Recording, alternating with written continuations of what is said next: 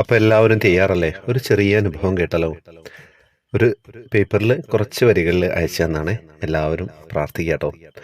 കോഴിക്കോട് ജില്ലയിലെ ഒരു വീട്ടമ്മയാണ് ഞാൻ. ഒരു കൃഷ്ണഭക്തി ആയിരുന്നില്ല കേട്ടോ.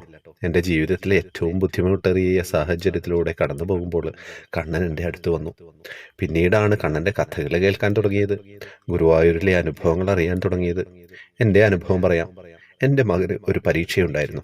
അവൻ ആ എക്സാമിൽ നല്ല പോലെ പാസ്സാവണമെന്ന് ഞാൻ എപ്പോഴും കണ്ണനോട് പ്രാർത്ഥിക്കുകയായിരുന്നു. അവൻ നല്ല റാങ്കോടെ പാസ്സായി. ഇത് ത്രിമധുരത്തിൽ പറയാമെന്ന് ഞാൻ കണ്ണനോട് പറഞ്ഞിരുന്നു. ശ്രീകാന്ത് സാർ, ഇത് വായിക്കണേ. ഇതാ ഈ രാവിലെ അമ്മയുടെ അനുഭവം എല്ലാവരിലേക്ക് എത്താണ്. അമ്മയ്ക്ക് മോനോടുള്ളൊരു സ്നേഹമല്ലേ അവിടെ നമ്മൾ കാണുന്നതല്ലേ? എല്ലാവർക്കും അങ്ങനെയാണല്ലേ? വീട്ടിൽ മക്കളൊക്കെ ഉണ്ടാകുമ്പോൾ അച്ഛനോടും അമ്മമാരോടൊക്കെ ഉള്ള ആ ഒരു സ്നേഹം, നമ്മൾ ഇതൊക്കെ ഒരു ഗിവ് ആൻഡ് ടേക്ക് പോളിസിയാണ്. നമ്മൾ അങ്ങോട്ട് കൊടുക്കുന്നത് അതിൻ്റെ ഇരട്ടിയായിട്ട് നമുക്ക് ഇങ്ങോട്ട് കിട്ടും. അങ്ങനെ കുട്ടികളെ വളർത്തിക്കൊണ്ടുവരിക.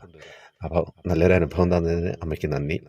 ഗ്രൂപ്പിൽ വരുന്ന കാര്യങ്ങളൊക്കെ അറിയാലോ. വാട്സപ്പ് ഗ്രൂപ്പിൽ ജോയിൻ ബട്ടണിലൂടെ വരിക. ഫേസ്ബുക്കിൻ്റെ കമൻറ്റ് ബോക്സിൽ ഡീറ്റെയിൽസ് ഉണ്ടാവും.